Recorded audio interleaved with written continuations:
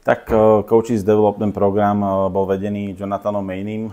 Ja ho osobne poznám asi od roku 2008, čiže pochyby o kvalite absolútne neboli. Ale bola taký veľký otáznik, že akým spôsobom bude vedený ten program a veľmi ma milo prekvapil, nakoľko nám vlastne ako trénerom ukázal veci, ktoré nevieme a veľmi veľa sme sa naučili. Očakávania boli naozaj vysoké, nakoľko tú kvalitu Jonathana som poznal. Ale ako som spomínal, netušil som, že akým spôsobom bude vedený ten program, ale veľmi milo ma prekvapil, bol naozaj vo vysokej kvalite a ako aj my tréneri sme si z toho zobrali určite veľmi veľa a teším sa.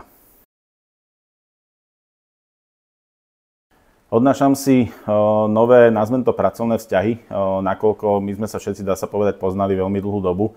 Ale po tej pracovnej stránke sme prvýkrát možno v histórii boli nejakým spôsobom spojení, takže naplnenie týchto pracovných vzťahov a pevne verím, že tieto pracovné vzťahy sa budú nejakým spôsobom naplňať aj naďalej.